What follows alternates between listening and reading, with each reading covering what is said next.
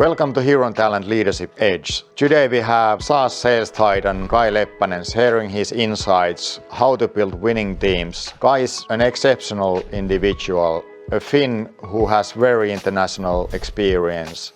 He's a pioneer in P2P SaaS. He's been one of the core members building Opera back in the days, currently as a VP of sales at Lead Desk. So welcome, Kai. Very nice to be here and very nice to meet you again, Jan. You're very well known about your past experience at building Opera and inventing the SaaS model at P2P. Can you elaborate that a little bit? Yeah, that's rewinding the clock back now quite a bit, but that was almost 10 years I worked for Opera Software in Norway, Oslo, and they had the perpetual license. Everybody knows Opera. They browsed their mobile phone and there was this Renault logo. But then I think it was 2006 we launched the Opera Mini Client Proxy Recurring Revenue MRR. So we did that for the B2B, and the first customer actually was the Deutsche Telekom, Rainer Deutschmann, who selected it.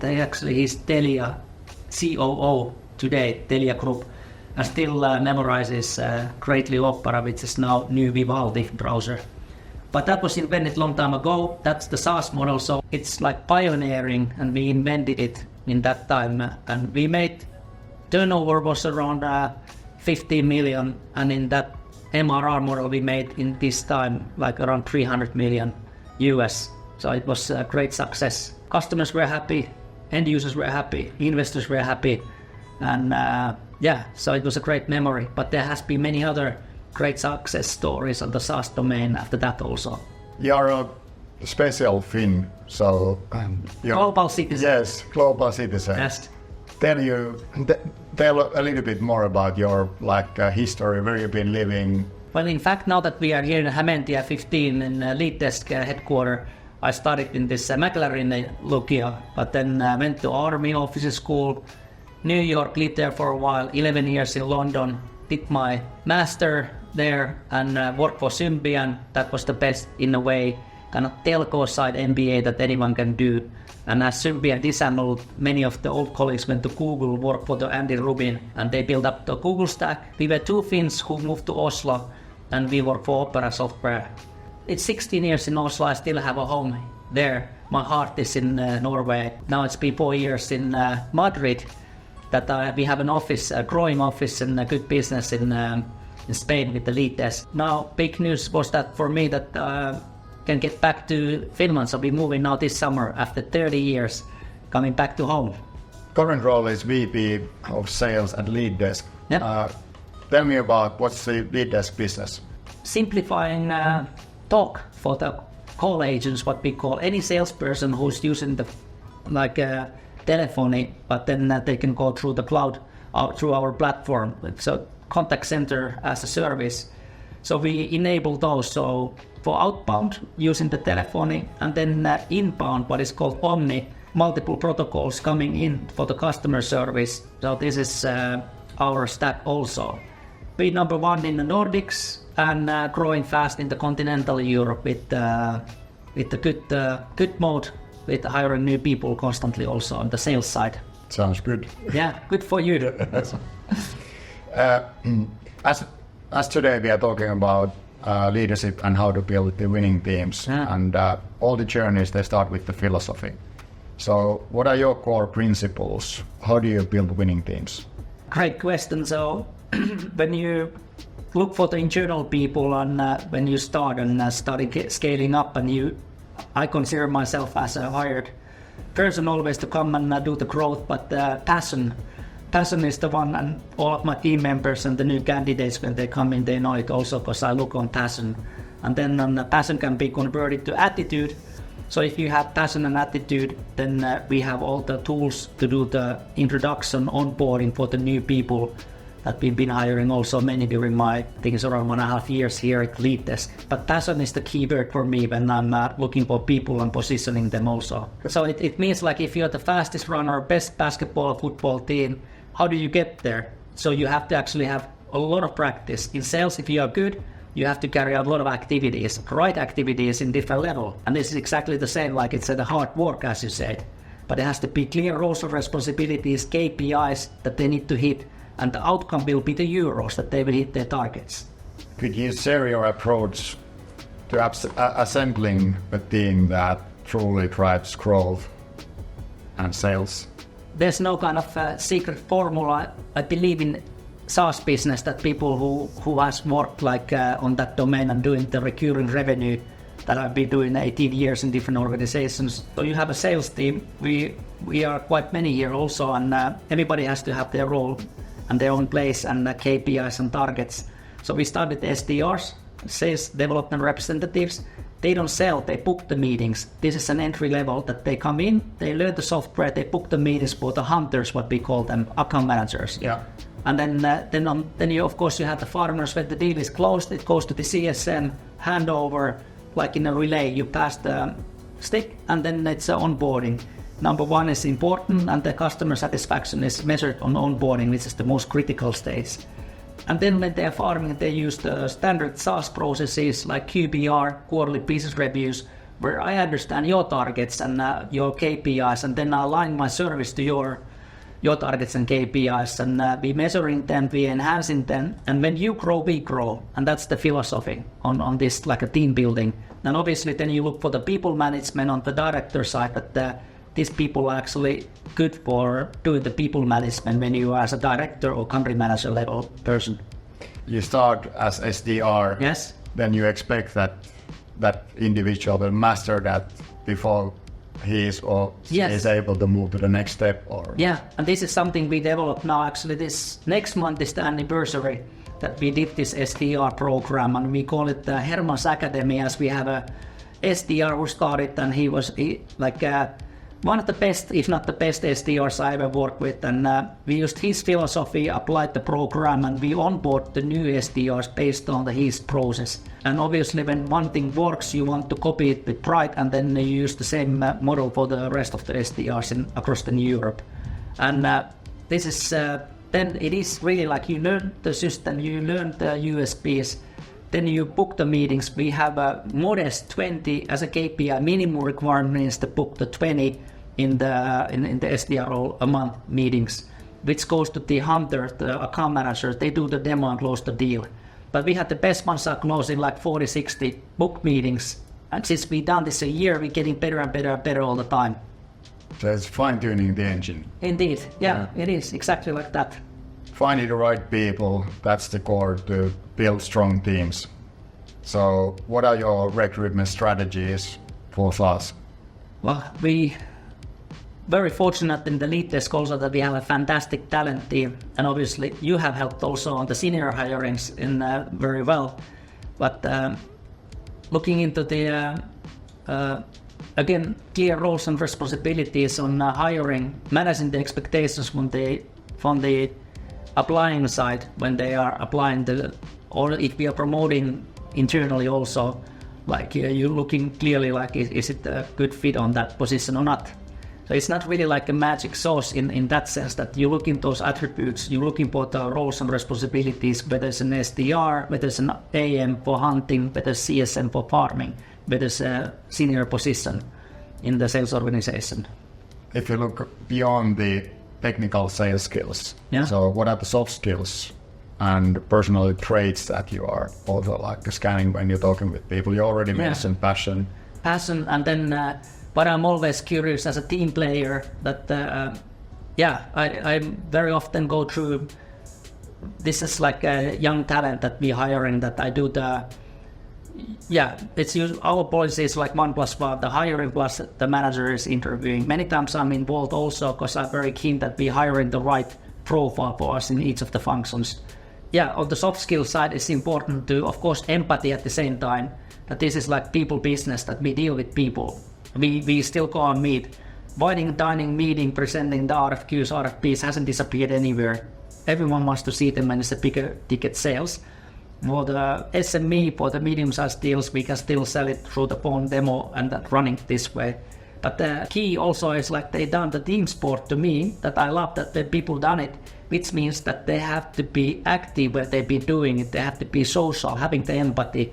So they have been growing in, because it's At Lead Desk, I think we are on average age around like 30, early 30s, and we have more than 30 nationalities here at Lead Desk. The same at the previous, like it was like 28 was the average age at the Liana Technologies that I worked before Lead Desk. Yeah. 28. So I'm a senior, but still there's the 10K record. But that gives you energy, right? Yeah, it does. And it's also like I love running is my passion also, that they know that who holds the 10-kilometer record from Torikatu to Nallikari and back, and that's 39 minutes, and no one of those youngsters, they haven't done it yet. Yeah, you always need to leave your mark. Leave your mark. Yes. I still look forward that someone breaks the 39 minutes on 10K in Nallikari, Torikatu. They have a company flat, so then this means that every evening we went to run there. So it was running, sauna, then back to work, and next day, and it's a way of living. It's not work, it's more kind of passion. People are into it. I'm interviewing a lot of people daily basis, and I want to always get the secrets from other leaders.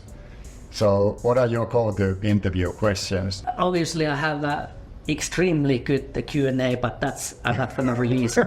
But Everyone. no, but I said, like, I think what you asked before also, and that you should have understood that what I'm looking for from the profile. Yeah. You feel the person when you go through the questions, and they prepared, they come in, they said it themselves, and they are so into it that you have a good feeling that. And I must have interviewed now in Lead Desk time more than 100 people.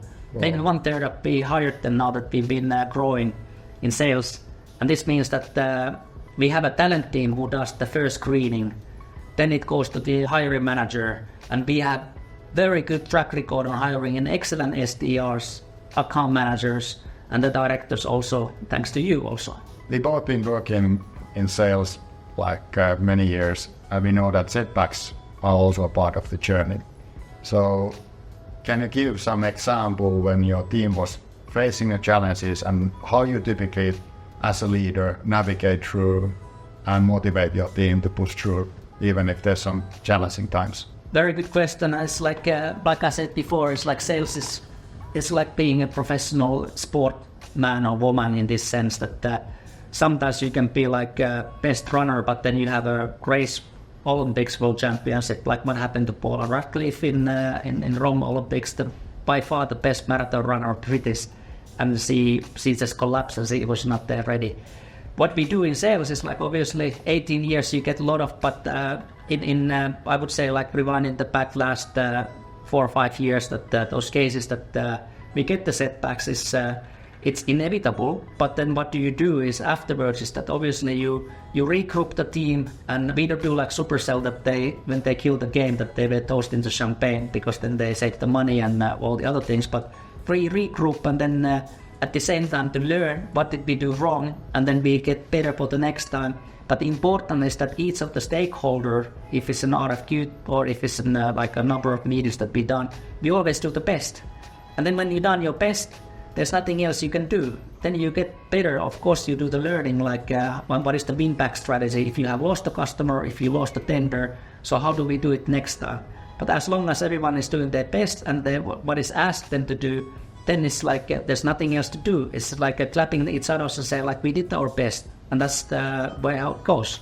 Have a little bit mercy for yourself as well. Yeah, we demand a lot ourselves. I read a book which was basically a kind of philosophy book, but one of the great learnings was that your best is not always the same best each day. Exactly. That was very helpful for me because I'm very hard on myself. But if you relate this to the sport people, it's the same for them. Yes. Like they can be the world's best, but it's not always like you can see the hockey players now in NHL, the Finnish ones, that there's some downturns also, like having like challenges. So it happens. This is the same in sales. Like it's a high tempo activity, results. Especially when you're public listed companies, like of course you look for the longer term, but it's a quarterly. Every month, 0 o'clock, go forward, quarter close, 0 o'clock, go the next one. It's demanding. It's almost, I always say, it's like being a professional sportman when you're leading the team or when you work on an A-class sales team in SaaS business. Yeah, it's a team sport, and it's like sports. You're as good as your current game. Yeah, that's true. Past doesn't matter. It doesn't matter. That's true. What's the the most inspiring book for you in terms of leadership? By far is this Andy Grove, Intel, high power output management. What about your daily routines? What are the non-negotiables? Do your bed when you wake up. That's number one. So what's your method to keep up the trend, different trends, and what's happening in the tech field overall? SaaS, like listening to podcasts is by far is good, and really good interviews there, and I'm surprised they haven't called me yet. But you work long days. How does Kai recharge? Yeah, recharge. This is, like I said to you, it's not like a work, it's passion. So even if I travel, I have my running gear. If you think about fostering growth mindset, so how do you cultivate the growth mindset with your team? We implemented a lot of new things here with a lot of great people, like new people also in the lead desk, and like talking about the onboarding, farming, our kind of telco offerings, and incremental improvements like best practices, processes that we have done, optimizing, fine-tuning, and then getting better. And that's what I believe is that you do this kind of step-by-step incremental improvements, you get better on this. And when you have like now when we were in Amsterdam with the leadership team on the sales side, few days together, like long workshops and planning going through, you're constantly getting better, and then you're sharing, and it's all the time. It's like developing software. Sales process itself is like it's never done. Like you get better and better and better in that sense. And you're working as a team with the bright-minded people. There's no one silver bullet, no one single person who will do it. It's like you do it as a collaboration. If you would have a chance to talk 20 years old Kai Leppänen, what would be your advice in terms of sales, leadership, building growth teams? This is a bit like cliche to saying like follow your dreams, but where people are passionate, like if you are like relating back to this sport and sales, how many similarities there is. Like if you love sales and you have passion in sales, obviously that's a kind of natural thing to do from after your childhood and whatever you be doing, like activities and sports, and then you can and you will succeed in sales. There's no that you don't. If you have the attitude of passion, you will succeed. That's my kind of. There's nothing else. I've been always passionate. It's like, and I've been so fortunate to work with so many passionate about the entrepreneurs like Opera, Jon von Tetzner. If Opera would not have bought, world would be a better place in internet. And there's a Vivaldi, which guarantees the security and privacy, which is important to me in the internet world. And I've been fortunate to work with these things. And it's like, how did I get there? Being passionate about the things that I was curious and interested in, working in those different domains in the SaaS business. And people are going to school and buying courses on the recurring revenue and MRR. This has been a long time in the market. Like 18 years ago, we were launching the MRR model, recurring revenue. And this is also like constantly evolving and moving forward. So it's like there's no kind of attitude and passion, whatever you want to do, then the rest will follow. That's my kind of philosophy. You go to Gianni, the Greek basketball MVP player, that he was there like a mediocre, growing as a young kid, and suddenly he was MVP in NBA. And this is like passion. To say you can list the number of the football players, you can list the number of the Mark in Salesforce, what he was doing in Salesforce. Amazing passion on the building it up. So it correlates many of these things. AI is a hot topic. So how do you see, like if you look at your industry, I'm talking about SaaS. So what's the impact? It's massive. And then if you're thinking about the sales hat on, how does it impact us? Of course, it's also massive in like automating everything. One of my favorite use cases in Lead Desk, we do selling software and customer service software here. We are number one in Nordics, growing fast in Europe. And then how does it help us? So when our salespeople are making the sales pitch and the call to prospective customers, the speech to text is recorded, put it into the HubSpot of the CRM. So all your minutes of the meeting, you don't write it anymore. Next steps, everything, your discussion is summarized, automated into the CRM. But it's a massive what has happened on that one. And now with the AI and automation, it's been living like a lot of things. And when you work in sales, how this is helping and enhancing our work it's also like really great to see. And I get passionate about when you can see that it's that I talk to you, the text is presented in my CRM, I just read it through, clean, bang, it's there. Your boss can read, I can go and read it there, like all the discussions then on the CRM, what they have added, what is the stage, like do we need to do, and they can show me, hey, have a look here. I go to meeting, I can go there, quickly read through, like if I meet the CEO on the other company. Yeah, up to date immediately. Yeah. That's all my questions. Thank you so much, Kai, for joining us and sharing your extensive experience and your insights. This was like a brilliant discussion. It has been my pleasure. You as being the best in sales in the field design and then doing this and helping us also identifying those top talents is it's extremely valuable. The critical hirings always it's a must-have, and it's something that takes a lot of time, and what you did for us also was success. So I'm very happy to do this talk, and hopefully many more talks to you. Absolutely. Good. We'll carry on. Thank you. Thank you.